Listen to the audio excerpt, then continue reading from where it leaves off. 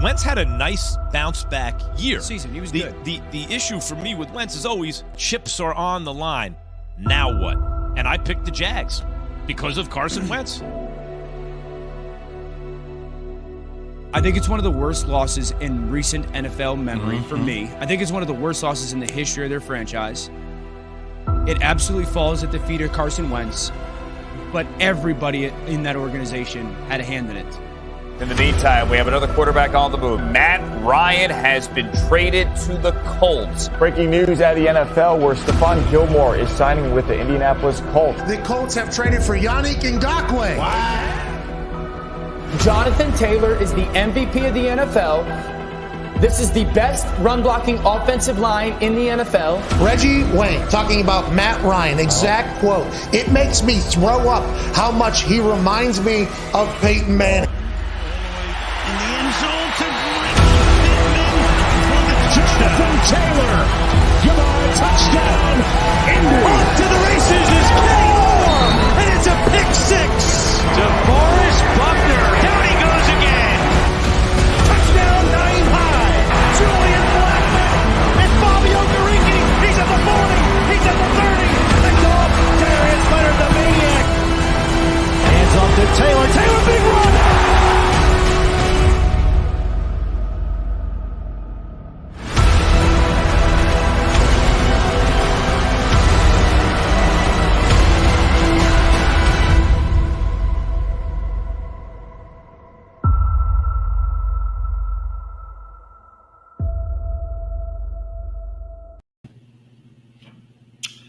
Good evening, everybody. We are kicking with the crew. We are back to preview the Jacksonville Jaguars rematch tomorrow at, I believe it's 1 p.m. Eastern time, 12 o'clock Central time.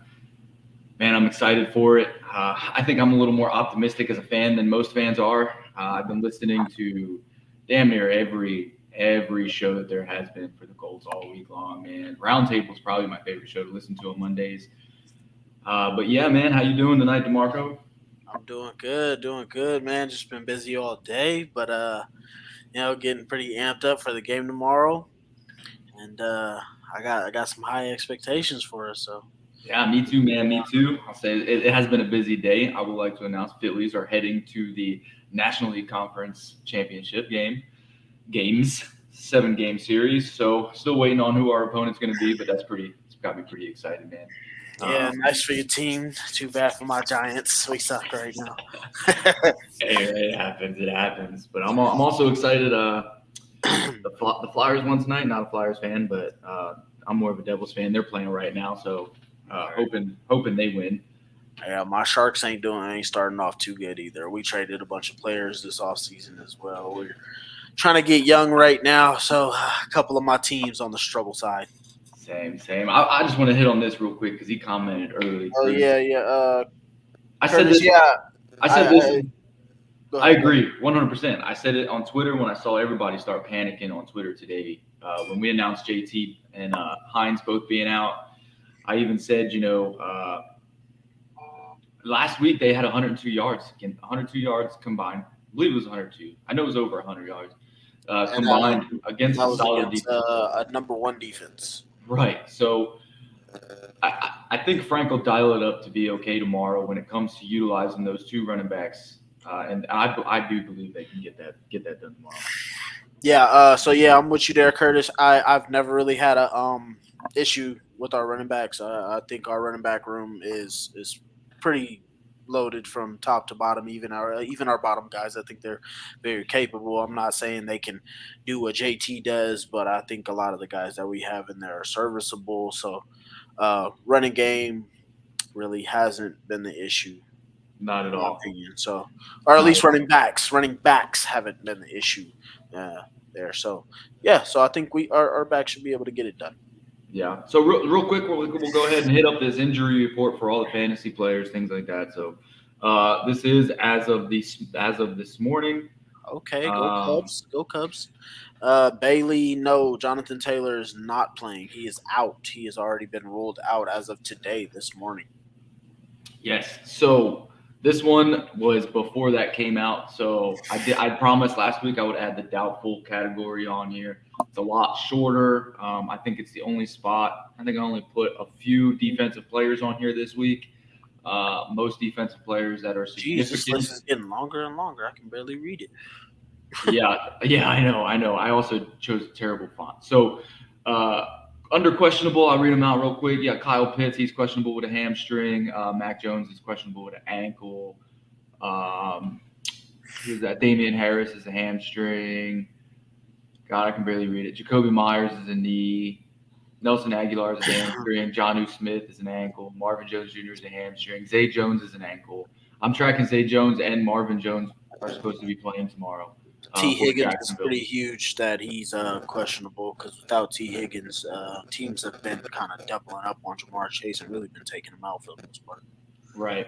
I would like to so Jonathan Taylor and Naheem Hines, I have them under questionable because, again, that was as of this morning. That was prior to that announcement being made in the afternoon. Mm-hmm. So slide them over to the out section. Teddy Bridgewater is questionable. Teddy Bridgewater will be playing as well. The Dolphins have activated him today. He will be the backup to the kid out of Jesus Christ, I'm blanking right now. Pretty much the third string quarterback. Teddy Bridgewater will be the backup to him. Skylar Thompson. Yeah, that's Skylar Thompson. Yeah. So then you got active. Tua Tagovailoa did get cleared, but he is inactive. Yeah, he's not set to play till next week. I believe I have him over in the out section. So, T. Higgins is questionable with an ankle. Hayden Hurst is a groin. Jameis Winston is questionable. Chris Olave has a concussion. He was not cleared yet, so I'm pretty sure he will probably be out tomorrow because I haven't seen anything updated for him today. Robbie Anderson is an illness, so he's questionable, but I expect him to play. Cooper Kupp questionable with a foot. Tyler Higbee is questionable. Marquise Goodwin is questionable. Dak Prescott and CeeDee Lamb are questionable. Dak Prescott is a key thing to keep an eye on. I still don't think he's going to play. I think he was just elevated to the questionable status, but I don't expect him to play tomorrow. Okay. And then just an update on Zay Jones. Zay Jones was officially ruled out this morning as well.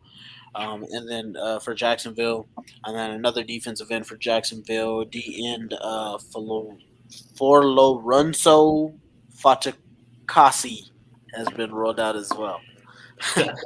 I probably skipped over that name just because. Yeah, I don't want to disrespect anybody's name, but that's not an easy one to pronounce.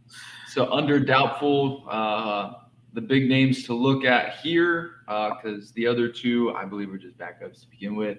But we're going to talk about Julio Jones is doubtful for the Buccaneers, and then Baker Mayfield is doubtful for Carolina. Yeah, and then also add Nelson Aguilar from doubtful to out as well. Jonathan Jones for the New England Patriots is out as well. I didn't know if you had that on there already. No, I did not. They weren't even on the report. All right, so then on the outside, we got Jadeveon Clowney. He's out. You know it, Trev. We're building Trev, and I'm hoping. But yeah, man. So then we got Kwity Paye, and everybody knows Kwity Paye and Shaq was counted out. Two was out. Jarvis Landry, Michael Thomas, Devontae Hardy, Marshawn Lattimore is out. That's huge. Oh yeah. God, man. Next time I gotta choose better colors. This is terrible. I think that's Rashad Bateman's out. Kenny Galladay's out. Chenault is out. Cam Akers is out. So to think about Cam Akers is not a injury. He is out on personal issues. From what I'm tracking, is he's demanding a trade. And I'm taking it as he's sitting out. He's not playing by choice. So. And then James Conner is out, Darrell Williams is out, and Jake Kamara is out. Yep. And then Tony Jefferson for the New York Giants has been placed on injured reserve. Vinny Curry for the New York Jets has been placed on injured reserve as well. Janarius Robinson from the Eagles on IR. Andre Dillard has been activated to the Eagles active roster. So a few other ones there. Javon Kinlaw from San Francisco has been placed on injured reserve. And if that name rings any bells to anybody, that is the 13th overall pick that the Indianapolis Colts traded for DeForest Buckner to the San Francisco 49ers. That's Javon Kinlaw there. So that's a big win for us. And then also, if you guys haven't heard the news, another important injury update for us is that Carson Wentz has a fractured middle finger. And we need him to play at least 6 more games and play 100% of the snaps to secure the second-round pick from the Commanders, which was a conditional third, could be a second if he plays the amount of snaps. Carson Wentz still fucking us left and right. Oh, man. Oh, as much as he can. Lost to Tennessee when he had a chance to beat him. And now he's getting injured, and we're about to not get a fucking second-round pick. I don't know, Trev. I kind of disagree on the Akers point there. I think he is big talented, but worth a mid-round pick. I just can't really say it, man. He's coming off the ACL. He doesn't. I mean, he was running hard last year, but I don't know. It's too up and down for me. At the most, I'd give up a 6th-round pick for him. That's just me. I just don't really think running backs can really go that high unless they're like a top 3 running back. I just don't think they're really worth mid-round picks anymore when you can easily just get you a 3rd-round running back and they can produce for you. It's tough. Yeah, so I said earlier that I don't think Cam Akers was a high-round draft pick in fantasy this year, and then week 1, damn near everybody dropped him. He didn't show his full potential. And, like right now, man, holding out to be traded, who's going to trade for you right now at all? I mean, I don't see any teams that are really having a running back issue. I might be blind to it, and you might be able to name someone. I don't know. If I was the Giants, I'd trade for Cam Akers. And the only reason I'd say why is just because Saquon Barkley is overused, and as much as the Giants are using him, I think it's really going to put him in a chance to be kind of hurt. You do got the Carolina Panthers who are now shopping CMC, Christian McCaffrey. That's a tough one there. You know, if you're going to start over, you can get you a running back like Cam Akers, somebody that can produce for you. I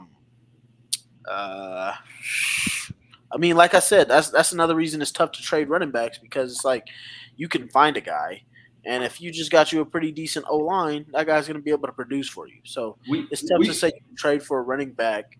It's just I wouldn't look anything past a 6th-round pick for a running back that's not like 23 years old. Right. So it's just the other thing is most running backs, unless they're like the Derrick Henrys, the Jonathan Taylors, the Marshawn Lynch, those type of running backs, they don't stay with the same team after their first contract. A lot of times, teams are letting those guys walk, letting another team pay for them, and then they're going in and drafting another running back to replace him. So realistically, trading for Akers, it's questionable, especially when you got Christian McCaffrey, who to me is overrated, but he's on the market right now, and GMs are seeing it. So yeah, that's why it's tough for me to say a mid-round pick. I'd say a 6th-round pick at the most, just because 6th-round picks are likely going to bounce around or not going to really be that good of a guy, or a 7th-round pick. Right. So that's what I would trade for Cam Akers. Like, if we didn't have the backs that we have, I was like, oh, yeah, maybe we could trade for him. But we're good. But I like what I got. I like what we got. Right. And then I do want to comment. Yeah. I do want to comment on. I've seen today where people were saying we should go pursue Christian McCaffrey. I'm going to go ahead and make my comment on that. No, we don't need it. We've got solid running backs.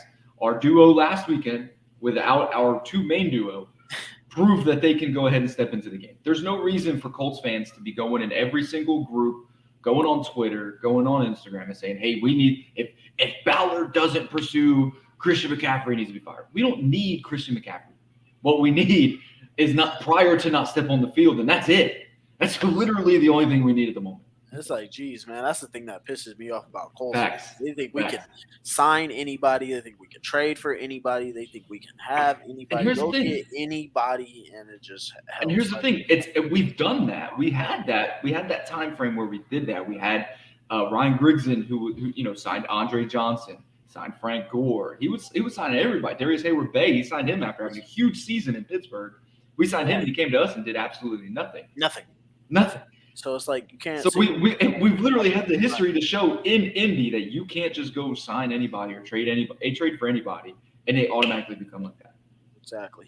And then Zach, Ashton Doolin's on IR. Adam Schefter made the mistake and said he was done for the season. He's only on IR. He's going to miss the next 4 games. But I haven't seen how severe the foot injury is, but I'm guessing it's like a Paris Campbell one from last year. So I listened to a lot of shows this week, and every show Frank was asked about Ashton Doolin and what his status is going to be, and he said it's not that serious, that they're really expecting him to come back in the minimum time that he has to be on IR. So it's just hard for speedsters. It's just hard for speedsters to come back with a foot injury, and I think the best thing for him was to put him on IR, so that way we get a roster spot to get a guy to come in. Right. And then Ash, that was my bad. I think I did say middle finger. It is Wentz's ring finger on his throwing hand. So we know. We know Carson Wentz. Hopefully he can just. He'll probably play. Yeah, exactly. Hopefully he'll keep being that tough guy that he is, and he'll help us get that second round pick. Hopefully I can see Carson continuing to play because that's just who he is. I mean, he played with 2 sprained ankles last year. So Curtis, Riley Reef, and Robbie Anderson should be targets and be our. I like the Robbie Anderson idea, and the only reason I like the Robbie Anderson idea is mainly because last week we talked about Frank putting Paris outside a lot more than he should, and Robbie Anderson is that inside guy. So I don't know. I like Robbie Anderson mainly because he's always done well for me in fantasy. So.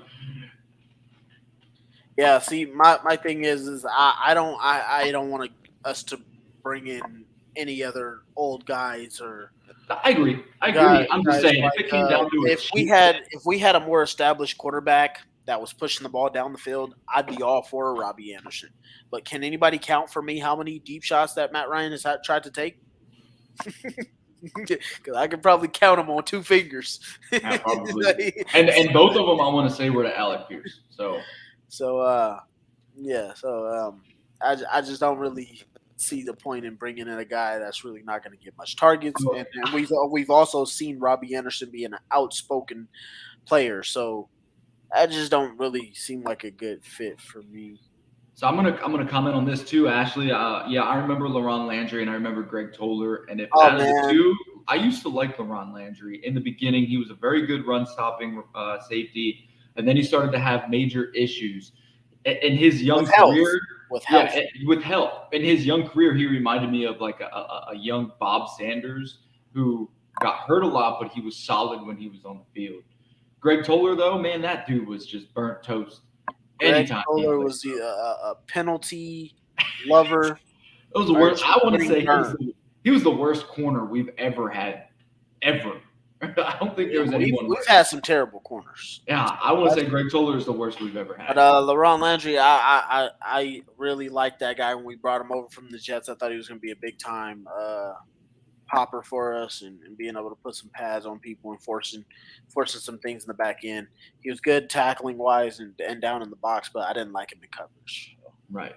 I agree. And me, when you play safety, I cannot have a safety that's just back there getting beat. I just hate to see it. I don't know. It really just bothers me. So that's my thing. I'm gonna put this out here too. I like all the people, everybody who's being involved in the comments tonight, man. Y'all keep that up, man. Appreciate y'all support. Please like and subscribe. It will help us get more views out there and get us in better. So let's go ahead and make that announcement. So we're gonna do this like little cool thing, right? Yeah. So we are currently now streaming live currently on Facebook, Twitter, YouTube, and Twitch. We're live on all 4 of those platforms at the moment. And then after the show, if anyone had missed it or you just want to listen to it again, Spotify. We are now on Spotify. Officially made that happen this week. All of our previous episodes have been put on Spotify. Not all of them, just this season, because all the other seasons were 2 years ago that we were doing this show, so we're just kind of keeping it current. Word to my And brother then, Matt. and as soon as we're done here tonight, I'm gonna go ahead, hop onto our RSS feed. You can listen on RSS. So if you don't have Spotify, you can just go onto RSS, search "Kicking with the Crew," spell it the same way, or you're gonna have a hard time finding us. But you type in "Kicking with the Crew," you'll find us. You can go ahead and download it and listen to it right from that website itself. But I'll upload the episodes on there. They'll go straight over to Spotify, so everybody can listen to it wherever, whenever. If some people don't like to watch videos, that's why I wanted to go ahead and put the audio on Spotify. Some people would rather just to put their headphones in. Maybe they're walking on the treadmill or something like that, and they just wanted to listen. So this audio from this show will be put into Spotify.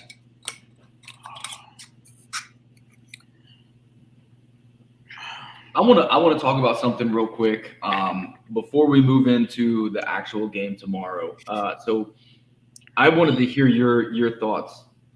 So we're going to do the around the NFL, but this around the NFL is going to be what they're doing when it comes to the roughing the passer. Mainly because there were 2 last week that were very questionable, and I didn't see or hear what the explanations were from the officiating crews. So I don't know if you saw it. I was hoping that you had. So I actually saw both. Didn't see what was it? I didn't see. So I saw Tua's first one against Buffalo. I saw that on NFL Red Zone. They showed the replay. You're talking about the Tom Brady and then the Derek Carr, right? Yeah, there was the Tom Brady and then there was the Derek Carr, and that's just kind of flared everyone up about what we're doing with. Yeah, so I saw Tom Brady's on NFL Red Zone. They replayed that one. Then I saw the Derek Carr one live. What was it? Just an update on that. Neither of the defensive players, so Chris Jones or Jesus, I'm forgetting his name. The defensive end or defensive tackle from the Atlanta Falcons. Gary Jarrett. Yeah, Grady Jarrett. Neither of them have had gotten fined. Neither of them. So we know this hasn't been an egregious penalty. They did not do anything wrong while they were making their hits on the quarterback. But the one for Tom Brady is he was swung down aggressively, and so that was what the roughing the passer was for. The Chris Jones was that just because the ball was out, he landed with all his weight on Derek Carr, and that is what the penalty for. And so these refs are being taught to protect the quarterback at all costs. So basically, if you're not hitting them and then putting a pillow underneath their body, then you're pretty much getting a roughing the passer call.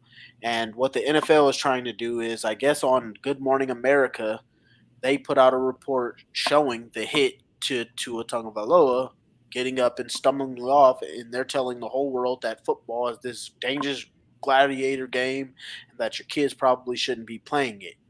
And the NFL is basically saying, we will rather take stupid little 15-yard penalties that shouldn't even be a penalty to protect the quarterback so defensive ends know to back off, rather than Good Morning America telling the world that football is that dangerous. I think that's funny. Has Good Morning America ever watched the game of hockey? No, they didn't. That game is 10 times more vicious than anything football has.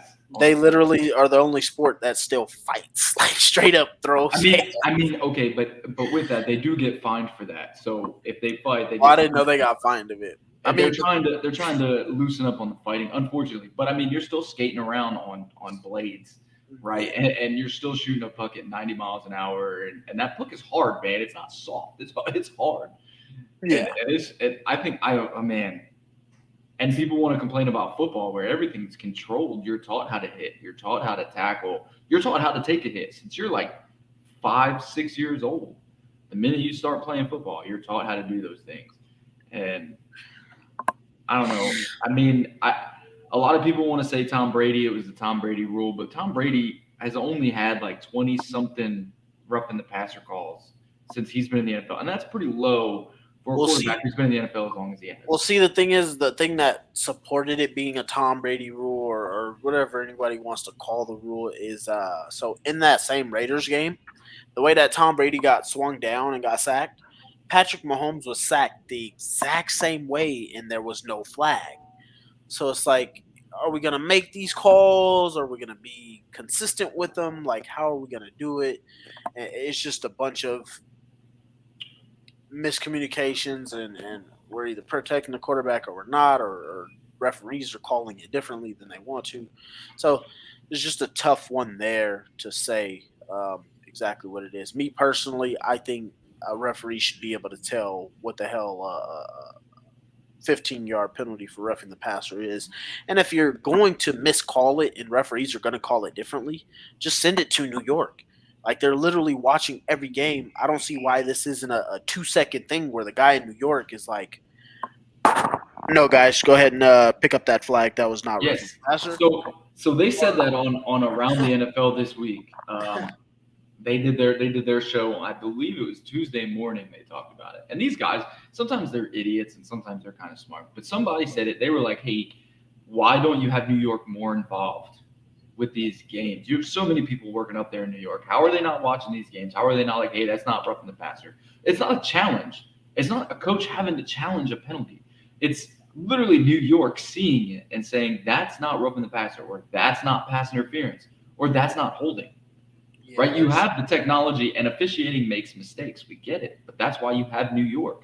So how can New York not step in and make it a more fair game? I mean, imagine Denver game, right? Last week, imagine us against Denver. We had New York being able to call down and say, "Hey, Raheem didn't hold him those 3 times."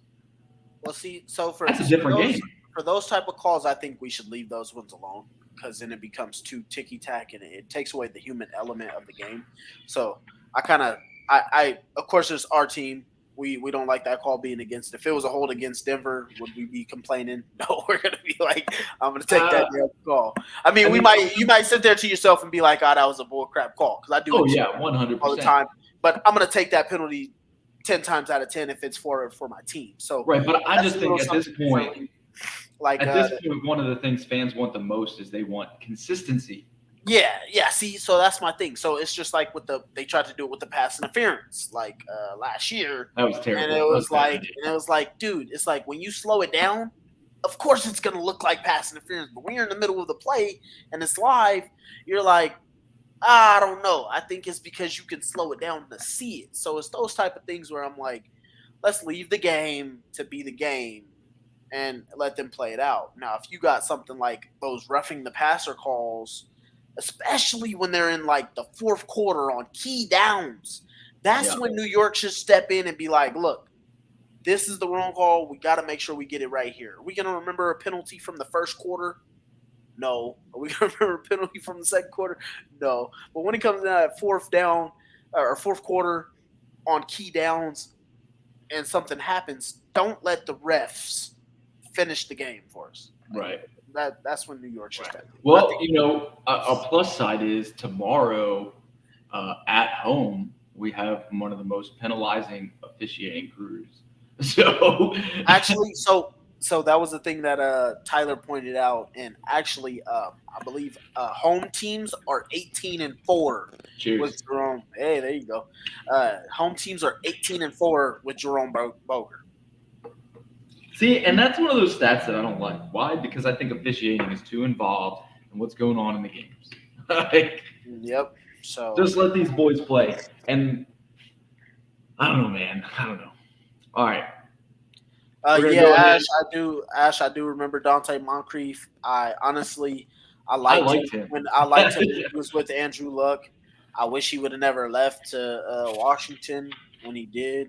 I thought he was really good with us, but. And then he went to Jacksonville and destroyed us a couple times. He kind of went downhill with Washington after RG3 left. So.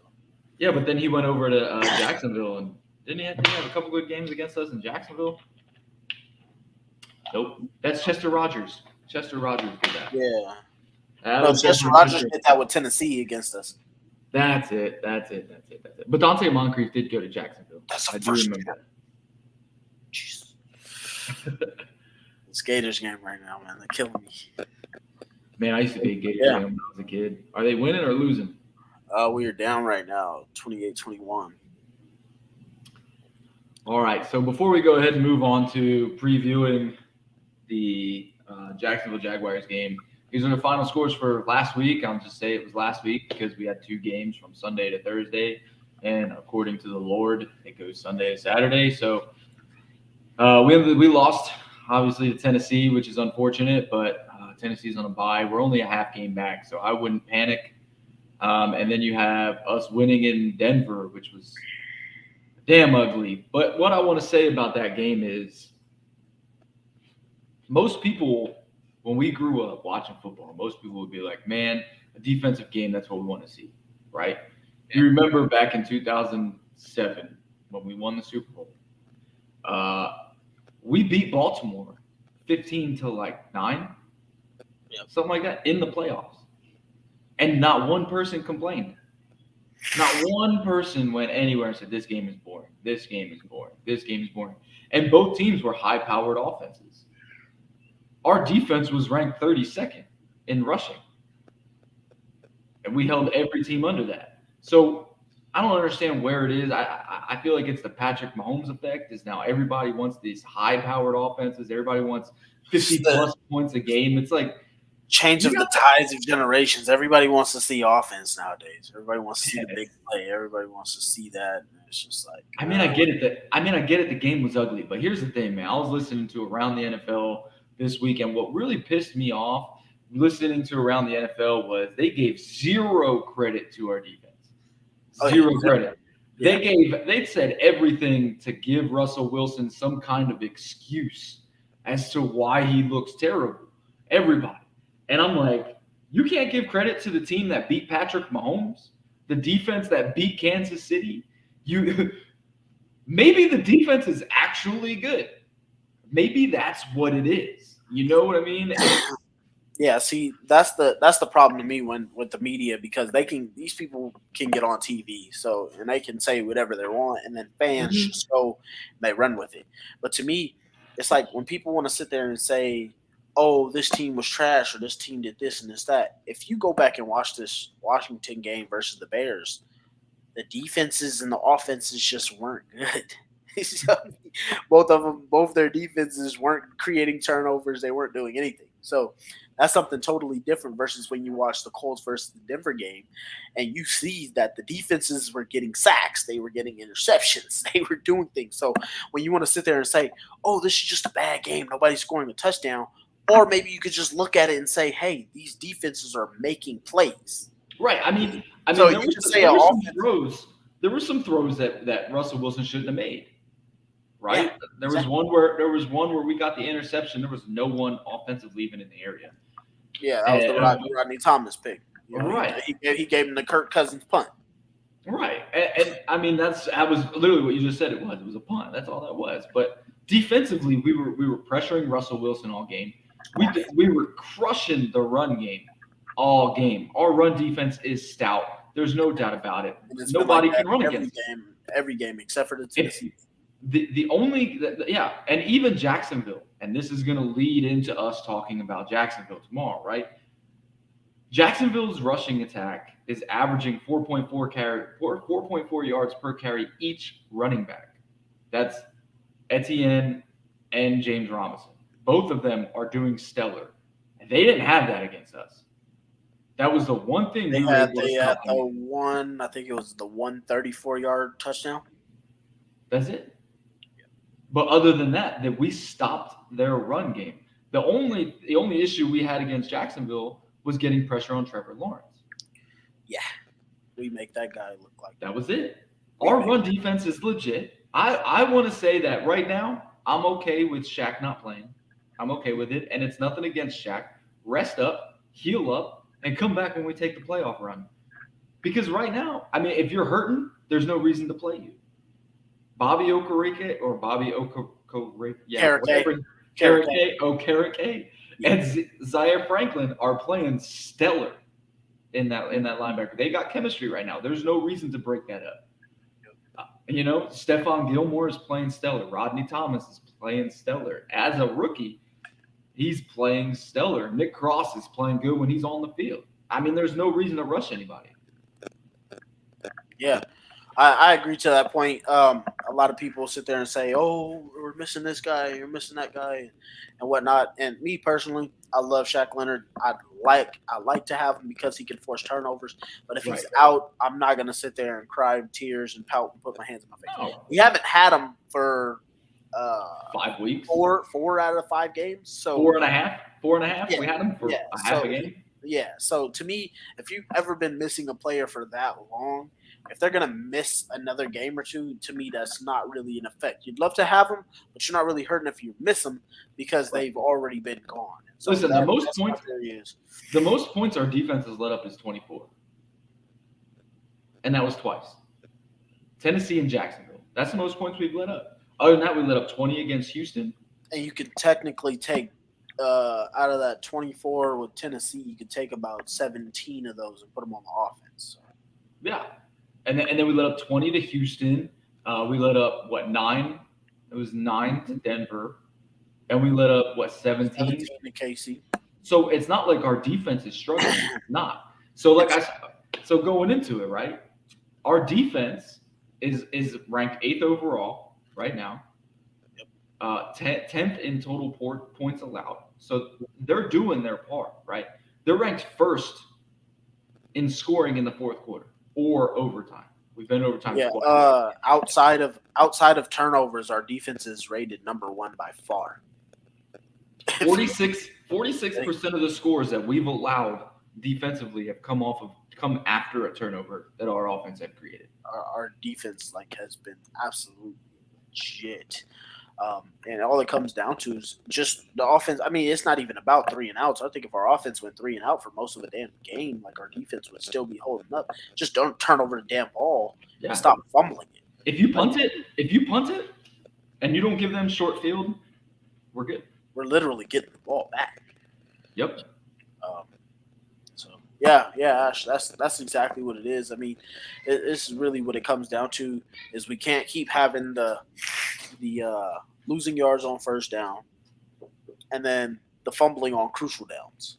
I think out of the 11 fumbles we got, I think about 6 or 7 of them have come on third down. So it's literally just about fixing those minor issues that we got, and from what I've seen from the reports, Matt Ryan has been working on it a lot this week.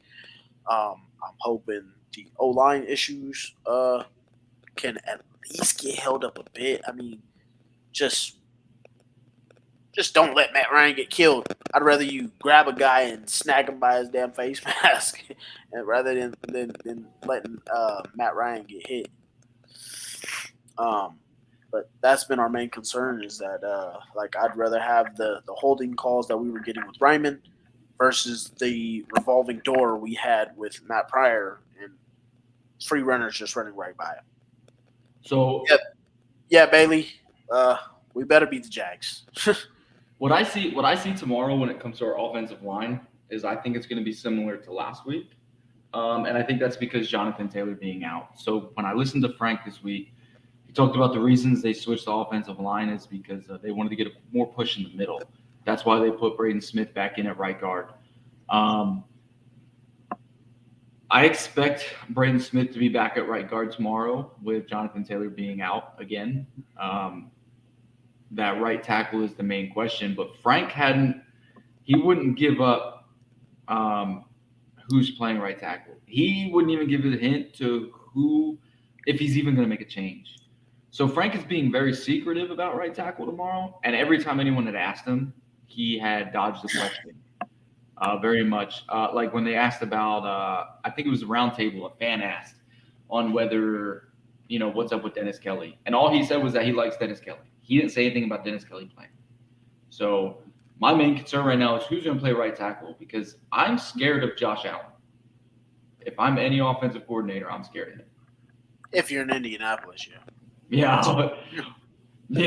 This dude has disrupted us for the last 3 games at least. Yeah, I mean, I personally like it that way. I like it for the game planning effect. It's just tough to really say. I mean, right now, if you're any defensive end, I don't see why you should fear any tackle in Indianapolis or think that you can't get um, either be one sack or a couple of quarterback hits off of any of these tackles. But personally, just from like game planning sakes of what you would like to see on film, whether a guy is he short arms or he's more quick footed.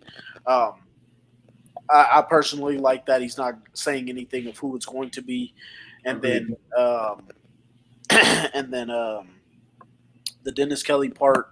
I hate that he hasn't been playing because he had way better numbers than what Pryor had in a lot less games that Pryor has played compared to him. And he literally like Zach Kiefer asked on Twitter, why is Dennis Kelly not playing? And Dennis Kelly responded to that. Like, I don't know. I don't know. I would like to know as well. Yeah, it's understandable. And actually, no. Prior last year, we questioned multiple times, if I remember correctly. And I believe the year before. Was it the year before? I think we had him, and that was we traded for him last year. We got him from the Eagles. He wasn't playing. The Eagles had Andre Dillard, who's really started to pick it up, and Jordan Mailata. So they didn't really need Pryor. He was on the bench, and then we got him to trade for him. Pryor was playing a majority of guard, and he had some experience at right tackle, minor bit of experience at left tackle. I think he probably had like 4 snaps at left tackle before we got him. And so it was really just grabbing a guy that was a swing and hoping he could just pick up and at least be able to hold up a little bit at left tackle. And from looking at it, this is a couple guys that Chris Ballard is really missing out on.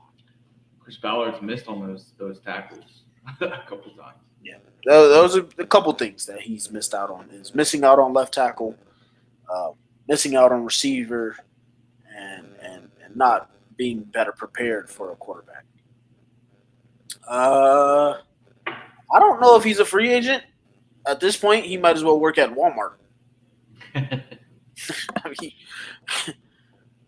yeah, that's funny. That's funny. That's so just, what do you think about Sammy Ellinger being moved up to QB2? I got mixed emotions, man, about it. I mean, I honestly, I'm happy for him. I think it's great that he finally got to move up to QB2, which he's earned it. But me personally, if you think back to when Rivers retired, so before we kept going down this turd hole that we were in at quarterback, and I don't want to call Matt Ryan a turd, but it's just like we don't have a young quarterback. We should have had one already. And so when Rivers retired and we had Jacob Eason and we had Sam Ellinger, from right then and there, to me, what should have been the thing is we should have had a QB competition and we should have played it out with those guys and see what they did and could have planned for the future. And either we came up with the same 9-8 or worse we had with Carson. And hey, if we did better, everybody's happy. It's a win. If we did worse, we would have came out with Justin Herbert, Tua Tagovailoa, or Joe Burrow. That wouldn't have happened because those players got drafted prior to Sam Ellinger. So was that prior? Yeah. So the year we traded for DeForest Buckner was the year that Tua and Justin Herbert were drafted. Oh, was that the? I thought that was. I think it was the year Joe. Oh yeah, because this is just Philip's third year. I watched Philip Rivers face Joe Burrow in 2020. Okay, so who were the quarterbacks that came out last year? Last year wasn't very big. It wasn't a very huge QB market last year. Number 1 overall pick last year was. I can't remember. Oh, jeez. I don't think it was a quarterback. I don't. Let's see. I'm gonna look that up right now. Because I can.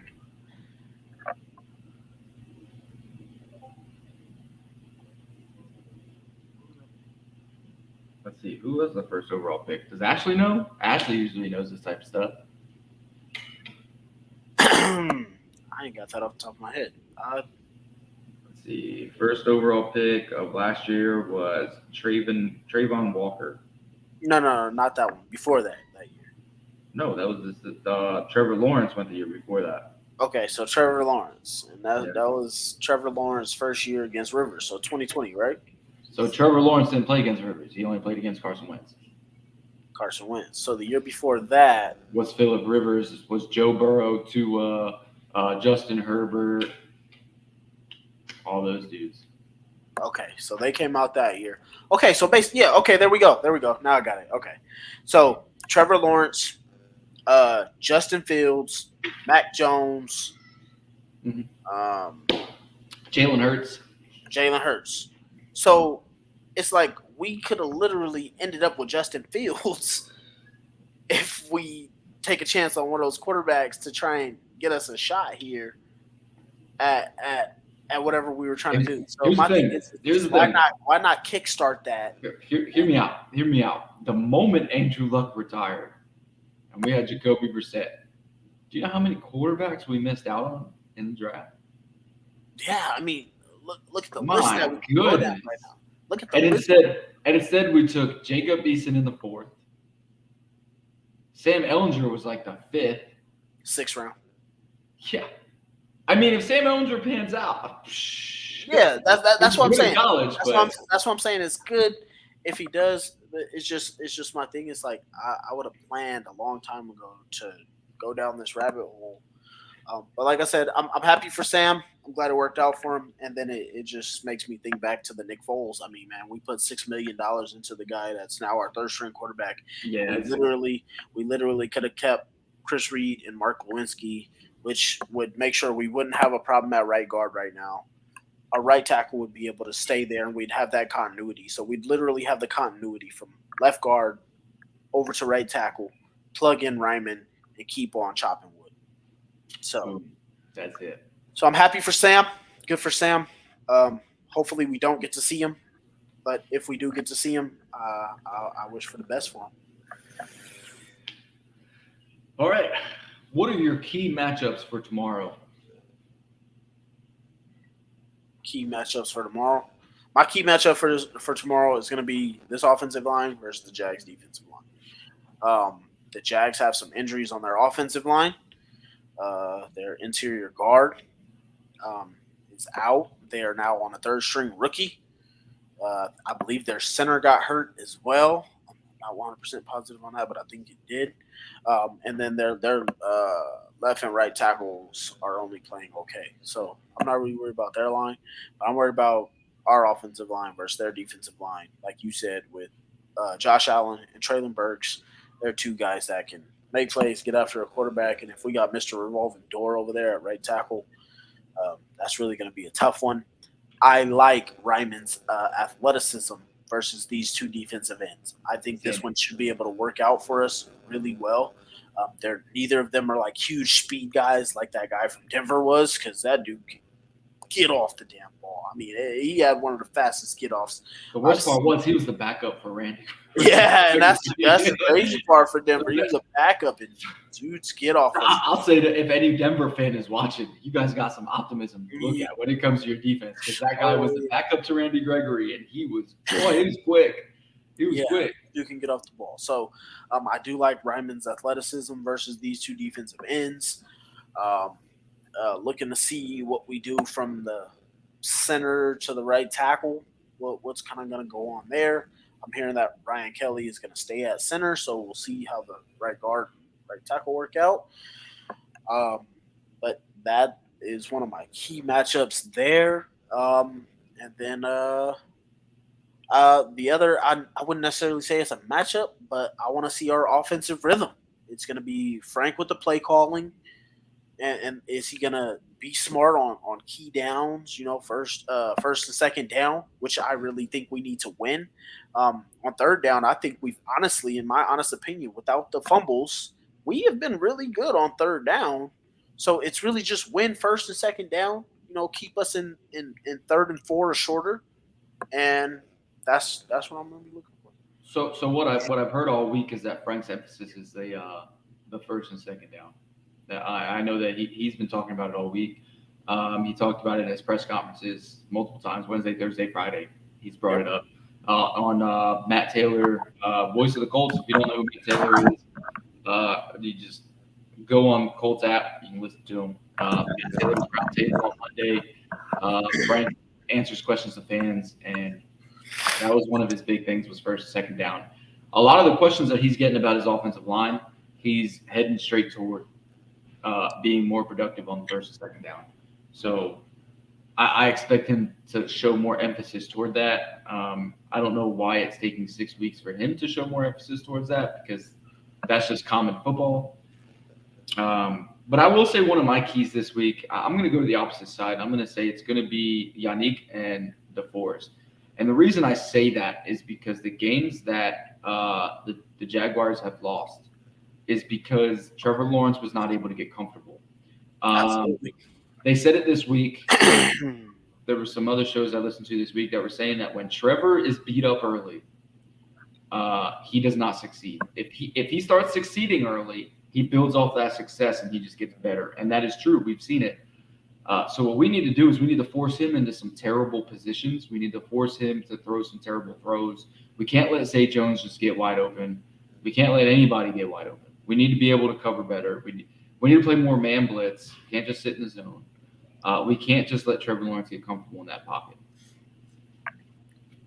Yeah, we need to absolutely treat this game just like we did with Patrick Mahomes. That's got to be it.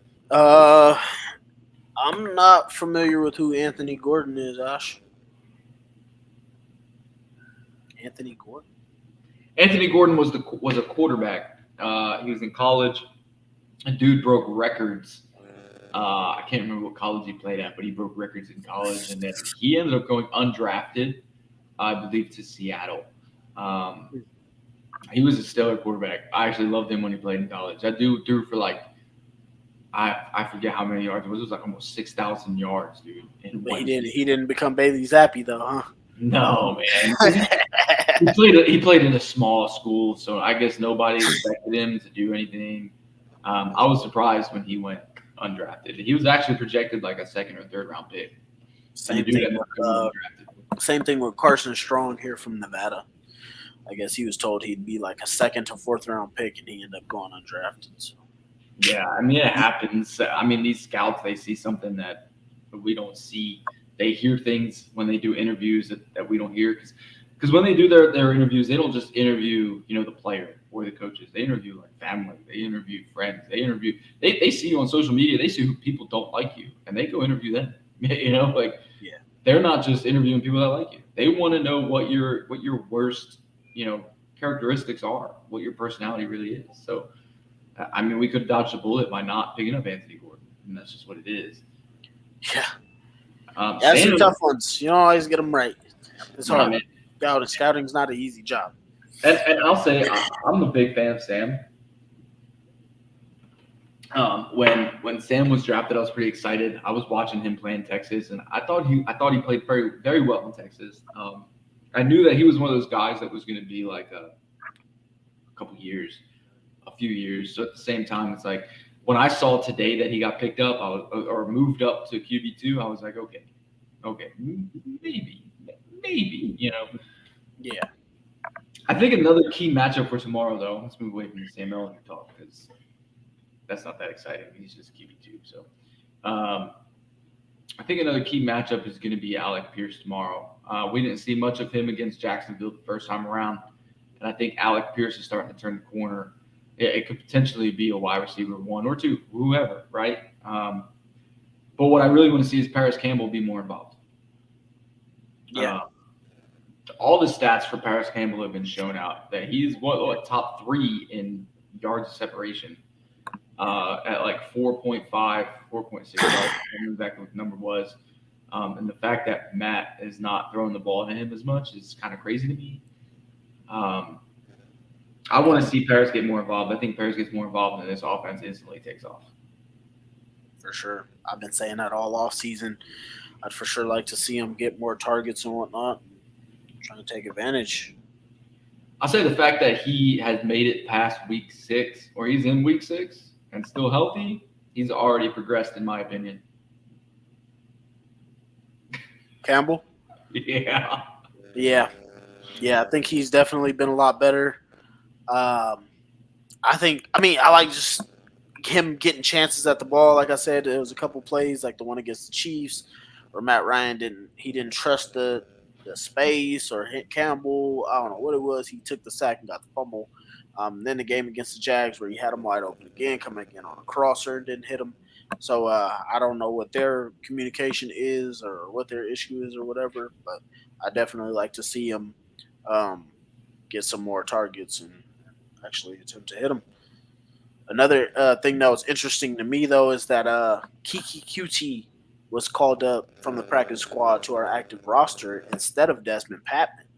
That was pretty interesting to me. It looks like Desmond Patman has probably lost the trust of this coaching staff. He's trending downward, man. And I've been saying that. Desmond Patman, when he got the opportunities, he didn't take advantage of them. That's what it is. And this team is not – I mean, everyone thinks the NFL is all about continuously giving chances, and that's not what it is, man. You get your one shot, and if it doesn't work, it doesn't work. Yeah. If you don't prove that you deserve to be here, these teams are cutthroat. They're going to drop you, man. That's just as simple as that is. And Desmond Patman was never considered a top 5 wide receiver on our roster. He was battling with Michael Strahm for one to even be on that roster, and then he lost that spot. And in my opinion, I haven't seen anything from Desmond Patman that should keep him on this roster. So seeing Kiki Kuti come up, man, that dude had roasted us a few times when he played for Houston. So the guy had shown that he can play against this division, and I think that's why Frank is bringing him up for tomorrow. I'm starting to think we just kept Kiki QT so Houston wouldn't have him and torch us. that could be a thing. That could be a thing. Keep him off of their team so he doesn't hit us. Yeah, he came up because of being put on IR, and I think they're similar when it comes to speed wise. And I think that's what it was. Desmond Patman's not there on the Ashton Doolin level, so I think that Kiki Kuti was a better pick in my opinion. Yeah. And then one of the things that I'd like to see as well is we have to get these tight ends involved. I just don't understand why. Jelani Woods, to be specific. Jelani Woods and Mo Alley, to be specific. Both of them guys are downfield tight ends. They've both proven it, especially Mo. Mo had proven it for multiple years, especially the year when Phillip Rivers was here. I mean, look at that man was a monster. Their height and size just makes them an easy mismatch. I mean, big time. It doesn't make sense. Kylan Granson is good when it comes to the short yardage. He's that shorter guy. I was just about to say he's top 10 on that yardage separation as well. Yeah, but he does those short flat routes, man. You can get what I feel like our offense tries to do is they try to gain too many yards at one time. Instead, start looking at these guys that get the separation underneath. Yeah. Kylan Granson has proven that he can gain yards after the catch. Paris Campbell can gain yards after the catch. Take those guys, man. Yeah. Take that throw. Take the 4 yards. Take the 4 to 8 yards. And keep moving. You don't need to go 11 to 12 yards every play. You don't need to do it. Yeah, I love that that little single wide receiver screen we ran at Campbell last week for about 10 yards. Mm-hmm. I'd like to see some of that. Get him some jet sweep actions. Have him coming on some straight shallow crosses right across the middle. You know? Yep. Get him underneath a linebacker and let him use his speed. Let's go ahead and do some crew predictions. So that's just us. We're going to predict the scores of just Jacksonville and the Colts. We'll do our locks directly after that. But, what you got for the score overall tomorrow? Man, so I actually don't have a legit score. But I did pick Jacksonville to win this game because I refuse to pick the Colts until they show me that they can win consistently. So if I have to take an L by not picking them, I will. But what the score that I would like to see to know that this team is going to be fine pushing forward is I would like to see 42-7. 42-7. I like 42-7. That's what I think the Indianapolis Colts should be able to do. That's what I think we have the capability to do. That's what I feel like we should do. All right, what I'm going to go is I'm probably going to go 21-16, man. Sorry, my headphones just beeped at me. I'm trying to find the charger. Whose favor? Colts. 21-16. Colts. Yeah. All right. Yeah, man, that's it's just what I got to see from them. Got to see better. Agreed, 100%. So let's go ahead and go with the crew locks. This is the whole NFL. Who you have as a lock win tomorrow? What's my picks here? Who's my lock? Hold on one second, dude. I'll be right back. I got to grab this charger. Yeah, no problem. I'll sit here with the people. You got 28-10 Colts, Lamar. I'm thinking something like that too. I felt like we should be completely dominant. That's why I say 42-7. Like, I really want us to go out there and show the world that what we were doing over the first 5 weeks has nothing to do with this week. I like that prediction though. I want to see us be dominant, absolutely dominant. Who's my lock?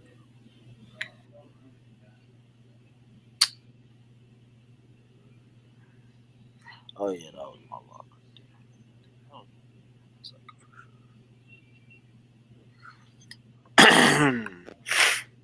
Yeah, so my lock of the week, I guess I'll tell you guys before he comes back anyway.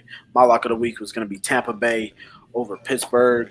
I think Pittsburgh is just they're down and out. I mean, I really don't think Pittsburgh has any talent to be able to keep up with Tampa Bay in this game. I think the defense is going to get after the rookie over there. They should be able to take advantage of a lot of what he's going to do.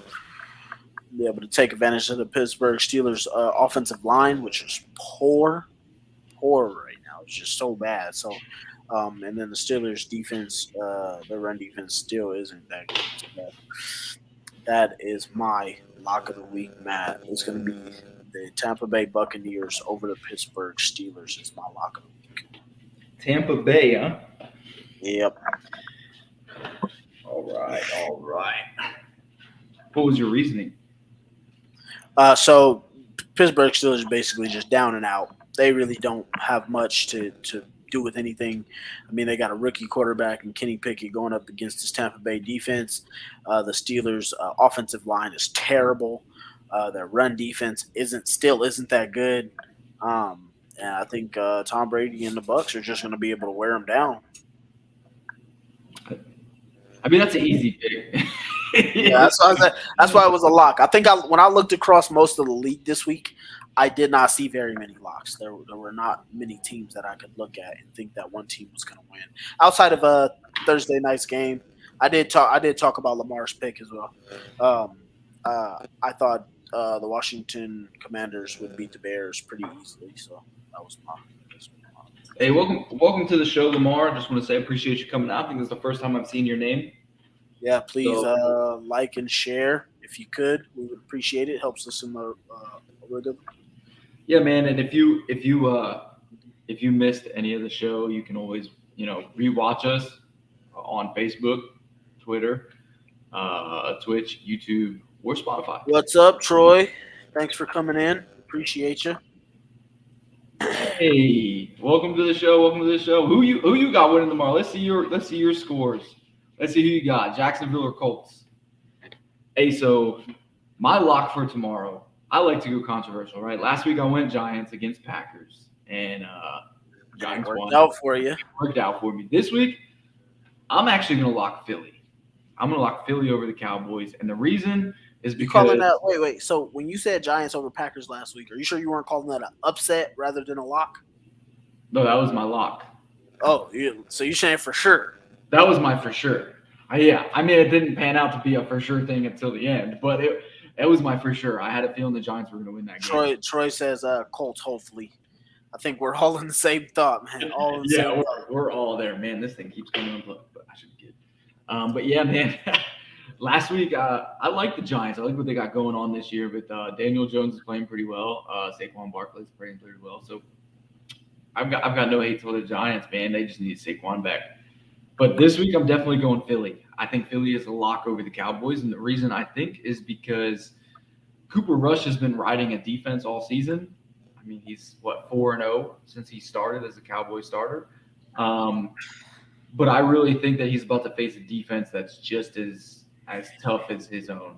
And I don't think that offense is going to be able to pull it off against Philadelphia's defense. And I think Philly's offense is more experienced. Yeah, I actually picked Dallas in that game, so we shall see.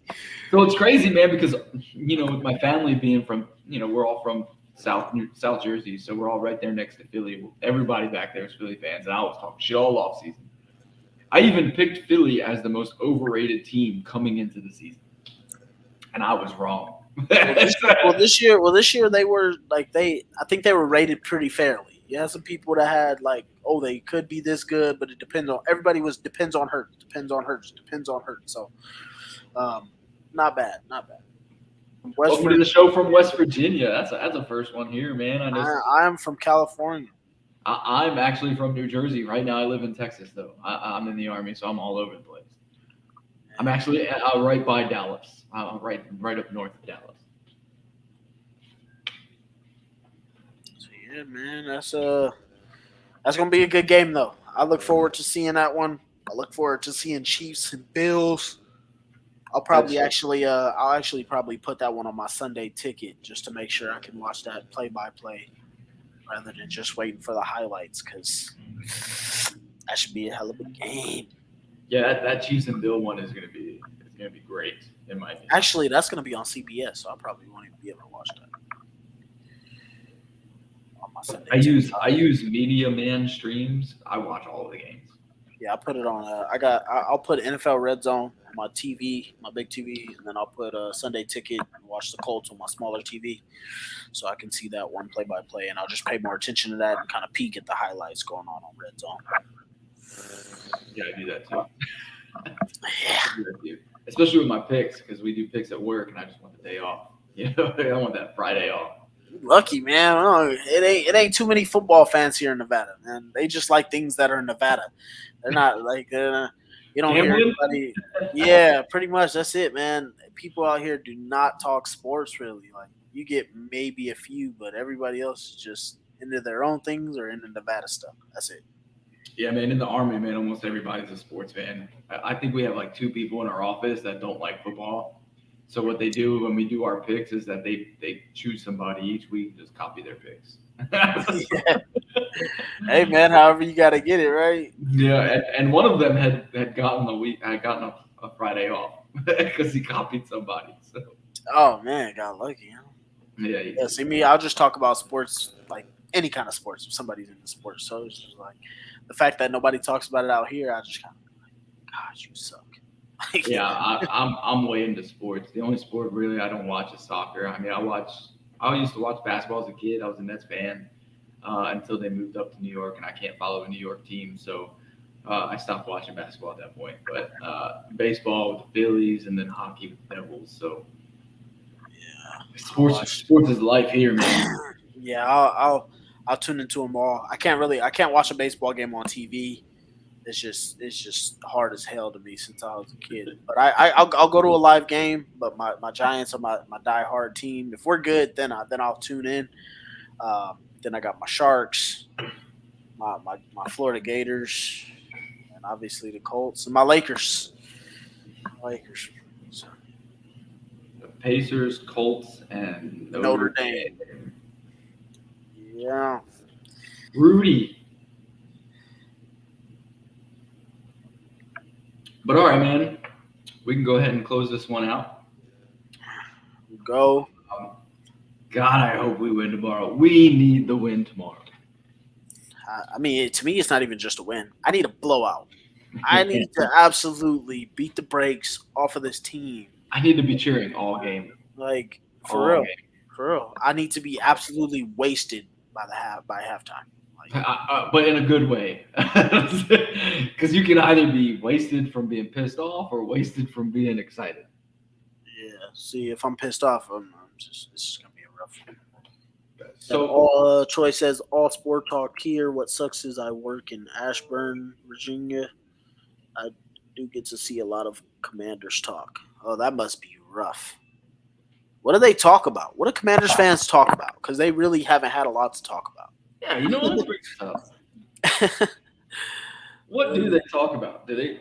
Yes, Ash, we do have to win tomorrow and next week. Otherwise, I will officially start my draft pick talk. I will be completely over the season. I wouldn't really care what went on from there, personally. They talk about Wentz, just literally Wentz. So I'm guessing they still saying that he's a good quarterback and he hasn't had help. No, they can't be. They can't be because they do. They no do. Way. I kid you not. I go at these people on Twitter all the time. It's so annoying. Like I literally was the same person. I was defending Wentz. I was giving him excuses and I was saying everything. And then you get to week 17 and 18, and I'm just like, your quarterback just can't do those things. Bro, they want Tyler. But Ron Rivera straight called him out in the press conference. Well, see, he tried to he explained more to it too. He was basically saying like Dallas and Philly and even the Giants, they've built their teams around the quarterback that they have in the building right now. They've had at least a couple years to do it. And he was saying Carson hasn't been with his team for. You know what that was? That was his. That was his public person, right? Well, no, that was right after he said quarterback, though. Oh, okay. The other one, his public person sitting on the side, like, yeah, you can't say that. Yeah, so he kind of flashed back and blew up on him the other time, and so that was when that happened. But that's crazy, Troy. Now they want Taylor Heineke. I guess they finally learned their lesson, man. I mean, it's just like what I was telling Matt. Like, if you go back all the way up until from 2016 when Carson had his best year, or 2017 when Carson had his best year, the next year the Eagles had a good offensive line. Carson starts struggling, and next thing you know, his offensive line is terrible. Terrible 2018, terrible 2019, terrible 2020. Then he comes to Indianapolis. And all of a sudden, the Eagles' offensive line just gets good. Like, all of a sudden, comes to Indianapolis. Indianapolis' offensive line is great. They're so good. And all of a sudden, he starts struggling. What's going on with the Indio line? They can't protect. Same thing. Goes to Washington. They got a good old line. They got weapons. Then all of a sudden, by week 5, they suck. Everywhere Carson Wentz goes, somehow his offensive line ends up terrible. Yeah, we probably are losing that second game. No. We only need him to play 6 more games. If we can get him, it's supposed to be a fracture. If we can get him to play 6 games, we get a second round pick instead of a third. So see how that goes. Hopefully, we can get that second round pick because it'd be real nice for us if we can trade up into that top 10. If that's where we are. I don't want to get into that because I feel like the Colts should be better. So we'll see how that goes. I feel like we're going to fix it, man. I think we are. I feel like Frank has made progress. I understand that Denver game was just ugly. But you also have to understand that we went from a Sunday game to a Thursday night game, and we had injuries that we weren't expecting to have on Thursday, right? Yeah, so that's one thing. And then it's like the whole game plan changes. You're trying to do a more rotational basis because you're only 4 days out from playing the last game. And you're playing a top 5 defense. I don't care what anybody says. Russell Wilson may be struggling right now, but Denver's defense is top 5. So our offense also road teams always struggle as well on Thursday. So right, just another thing.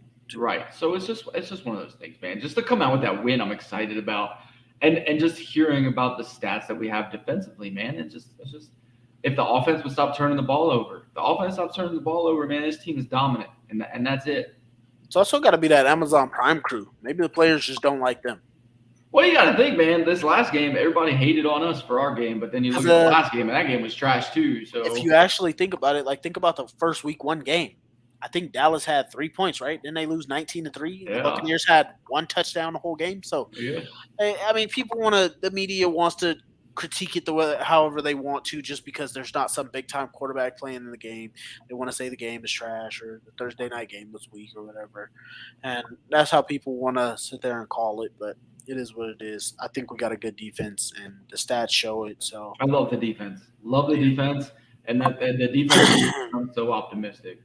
That's really all it is. And and like I said before, I will take a 12-9 win from now all the way until a Super Bowl. 100%. That's what it took. 100%. I will take the win. 100%. And you know what? Tomorrow, I'm going to change my lock. I'm going to change my lock for tomorrow. It's going to be Philly. Changing my lock. I'm changing my lock to the Colts. Lock to the Colts, huh? I'm locking the Colts this week. Okay. Big lock. I'm locking them, baby. I actually tried to make a graphic with a lock for us, and I've been struggling to find a good lock that actually would go. Check the NFL Network one. Yeah, I might. Yeah, Troy. Zaire Franklin has been balling. He's been very solid. He's been a really good linebacker. We just need Shaq's turnover ability. That's all we're missing. Yeah, you have a good night too. We're gonna wrap this one up here, and hopefully our Colts can come out with a win, and hopefully the Texans and Jags keep losing. So. Hey, tonight was a very interactive show, and that's what we're trying to hope on. So if you watched the show tonight and you commented, make sure you share it to whatever groups you're in, whatever pages you're on, your Colts friends, your family. Like and comment. like and share. Yeah, I mean, this is just a thing where it's a couple fans. There's normally four or five of us on here. Tonight it was just me and DeMarco. But we're just fans that like to come on here and talk, man. And we like to make our own points. We like to talk about what other fans think, what other fans are talking. So if you want to comment, just get all your people to follow us, man. That's all it is. Again, we're on Facebook, YouTube, Twitch, Twitter, and on Spotify also. So if you don't like to watch the videos, if you have family that doesn't like to watch the videos, go ahead and just have them follow us on Spotify, man. Kicking with the Crew. And you can just listen to us. You'll be able to hear this show probably in about an hour on Spotify. It takes about an hour for it to upload. So, well, thanks everybody. Y'all have a good night. Go Colts. Yeah, go Colts. Hey, you know what? Just beat the shit out of Jacksonville. Wentz had a nice bounce back year. Season, he was good. The issue for me with Wentz is always chips are on the line. Now what? And I picked the Jags because of Carson Wentz. I think it's one of the worst losses in recent NFL memory for me. I think it's one of the worst losses in the history of their franchise. It absolutely falls at the feet of Carson Wentz, but everybody in that organization had a hand in it. In the meantime, we have another quarterback on the move. Matt Ryan has been traded to the Colts. Breaking news out of the NFL where Stephon Gilmore is signing with the Indianapolis Colts. The Colts have traded for Yannick Ngakoue. Wow.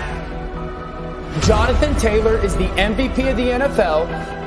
This is the best run-blocking offensive line in the NFL. Reggie Wayne talking about Matt Ryan, exact quote. It makes me throw up how much he reminds me of Peyton Manning. In the end zone to Pittman for the touchdown. From Taylor. Goodbye, touchdown, Indy.